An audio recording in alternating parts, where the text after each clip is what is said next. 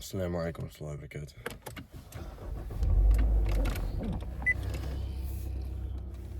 So,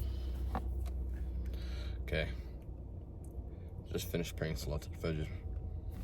It's 6:54 or 6:34. I got it. Hold up. Boom. Hopefully you can see that. Anyways. 6:34. We just prayed Fajr. And I wanted to tell you guys, Subhanalladhi sakhara lana hadha wa ma kunna lahu muqrinin wa inna ila rabbina lamunqalibun. Alhamdulillah, alhamdulillah, alhamdulillah, Allahu akbar, Allahu akbar, Allahu akbar. Subhanaka inni zalamtu nafsi faghfir li fa innahu la yaghfiru dhunuba illa ant. I wanted to tell you guys about my Fajr.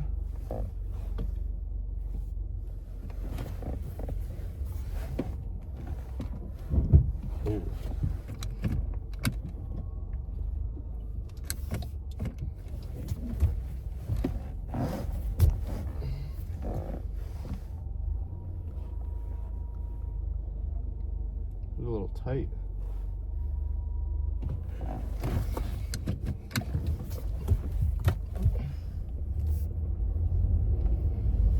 Anyways, okay.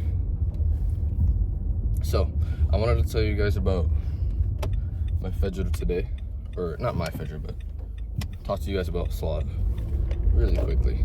So, obviously for people like us, you know, chances are we don't really know Arabic that much, especially Quranic, classical Arabic, right? So whenever we're standing in Salah, oftentimes it's a little difficult, not difficult, but there's like some friction in like staying in the Salah, you know. It's not as it should be, you know. You hear the stories of the Sahaba, you know, and their Salah stories. For example, the one Sahabi who was on guard and he was praying Salah and he got shot with the arrow. He took it out and continued praying. And then shot with another arrow, he continued praying. And then he only stopped praying, he only stopped the Salah just because it was a command from the Prophet ﷺ to defend. Otherwise, he would have stayed in that Salah. You hear stories like this. Meanwhile, we're sitting in Salah, you know, and we're thinking about what are we going to do when we get home? What is the workout that we have to hit? How should I restructure it? Wait, so what task do I have to do when I get home? What am I going to eat? You know, just like silly things like that in comparison to the presence of Allah subhanahu wa ta'ala comparison to the meeting with Allah subhanahu wa ta'ala is negligible in value, in importance.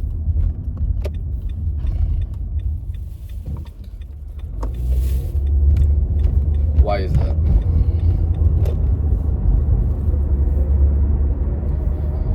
When you're in a conversation with someone, right? In real life, or you're talking to someone, how often do you really get distracted? Yeah, you might get distracted. To be honest, you might get distracted a little bit. You know, you might start thinking about something, but you'll come back after a little bit. In a conversation with someone, you don't actually get that distracted. Most of the time, you're actually pretty focused on the conversation at hand.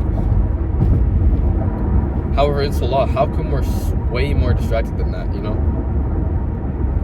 Even when we're doing some task, you know, we're like doing some homework or something, we don't get that distracted, you know. Most of the time, we're fairly focused on the homework. But in Salah, why do we get so distracted in Salah? It's because we don't even really understand like what we're doing. We're kind of just we're just there and we're kind of just going with the flow, almost. It's just routine. We're just going with the flow, you know. We've been doing this for years on end, you know. Alhamdulillahi Rabbil Alameen, Ar-Rahman Ar-Rahim, Maliki Yawmiddin. You've been reciting it, you know. You're basically desensitized. You know, you're desensitized. And especially when you're behind an imam and they get to the surah after Fatiha, you know, then in the beginning you may be trying to like focus a little bit, but then like soon after you're just like, oh, okay, you know, I don't know like what's going on. have probably zero idea what surah it is, what is the meaning, you know, context of the ayah.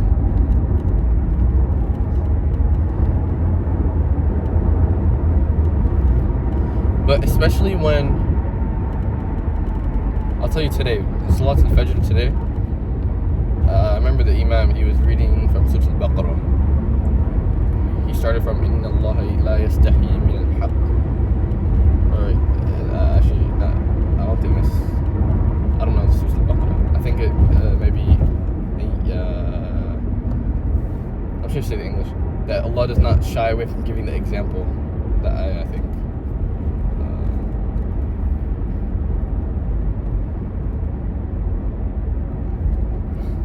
So he started from that, you know, and I was listening, and Surah Al-Baqarah has easy vocabulary, you know, the Arabic in Surah Al-Baqarah is actually fairly, it's like easier, you know, generally in the beginning,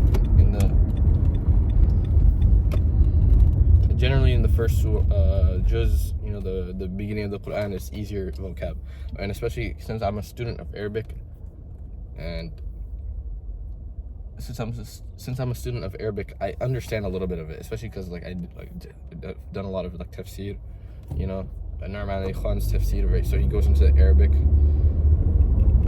So like after some time, like I'm learning Arabic, you know, I know some words, you know, and especially when you have like even a tiny bit of like knowledge or basic understanding of like Arabic, is when you start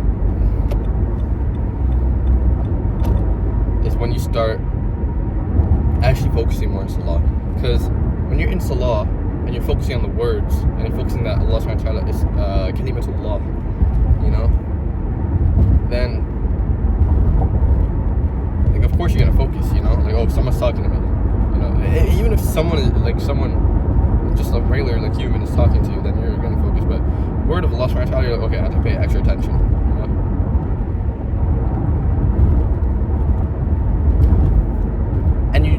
And not only do you just try to think of the meaning, you know, of the ayah, even to be honest, you might not be able to translate the full meaning of an ayah, or even like of some of the ayahs you might be like almost completely lost, you know.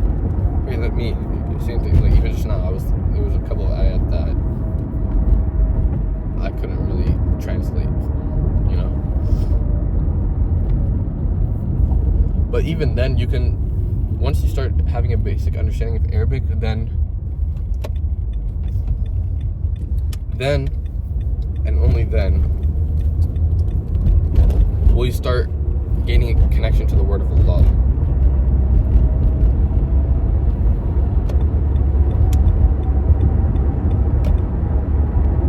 And you'll be able to try to connect the ayat from each other. You know, for example, he was talking about the story of I remember this from the seerah, from the tafsir of Salah and Quran about this ayah. Why is this guy? I remember, but for example, the Imam, he was reciting from Surah Al-Baqarah, the section about Adam alayhi salam, and then later on, obviously, he went after to Bani Israel, you know, and like, how come is that? Like, how come he went from this to this, you know? Like the transition of different sections, different topics.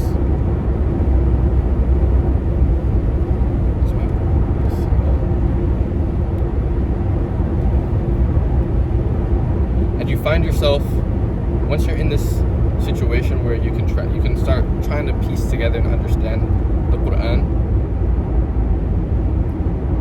you'll start finding yourself not wanting to go to the ruku'. You know, you want to keep standing, you know. And especially when the salah ends, you know you're doing good when after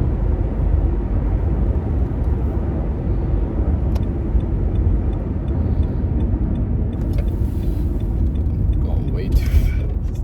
Anyways, you know you're doing pretty good when it gets to the second of the ruku', then you don't want to go, you know, the salah is ending and you're sad that the salah is ending, you know, rather than the salah is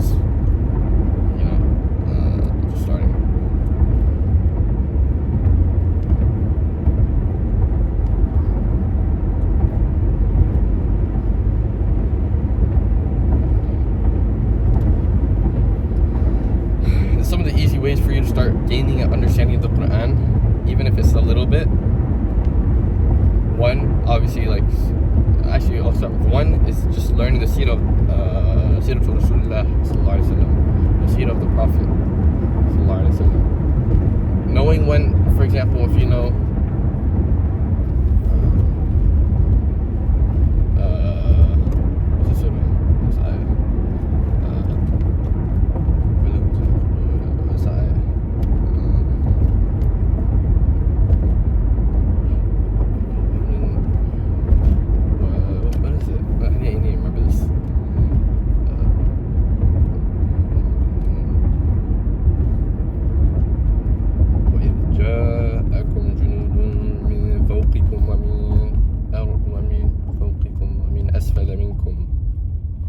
زاغت الأبصار وبلغت القلوب الحناجر وتظنون بالله الظنون. You know, that's what I just thought of right now.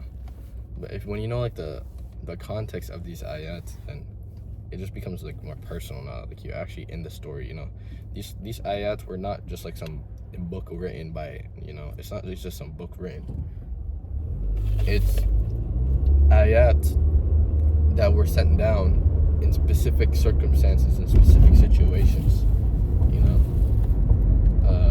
لولا أنزلنا القرآن جملة واحدة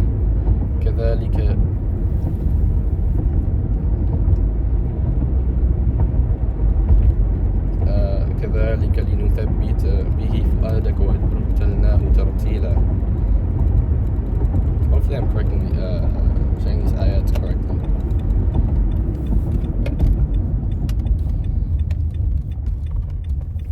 That we've sent down these ayats like not as one book, but like as a continuous revelation, so that we can strengthen your heart to the Prophet sallallahu alaihi wasallam.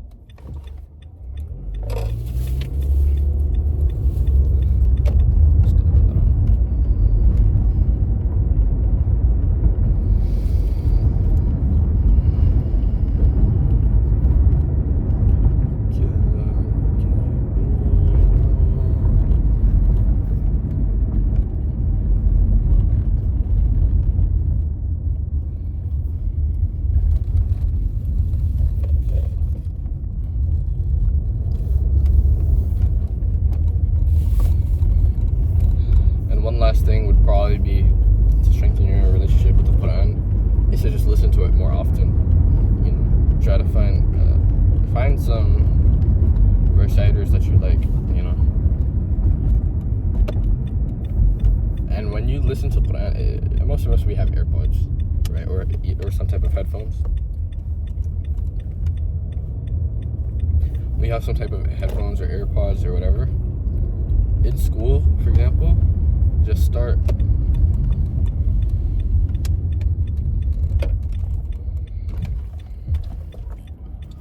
I'm gonna just park it right, so we'll just go here.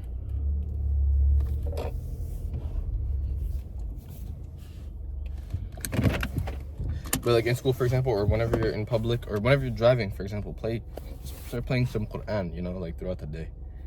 If you continuously and always play Quran when you're free, you know, when you're in your room before you go to bed, you know, when you're driving to school, when you're at school, when you're going to work, when you're working, just start listening to some Quran, because when you continuously put Quran in your head, you're just gonna get brainwashed by the Quran. It's like manual brainwash. Of course, we all want to be brainwashed with Quran. No, let me turn this off. We all want to be brainwashed by the Quran, you know. You're gonna be throughout the day, even when you're not playing the Quran, you're just gonna start like reciting. Like it's gonna be nice. You know, when you probably like when you used to listen to music and you would listen like, you know, a lot, and then you start like rapping, you start saying a verse from whatever song. It's literally the same exact thing, bro. You just start reciting. But it's actually good because you know, you're getting hasanat from it. But yeah, inshallah, this was insightful. Assalamu alaikum.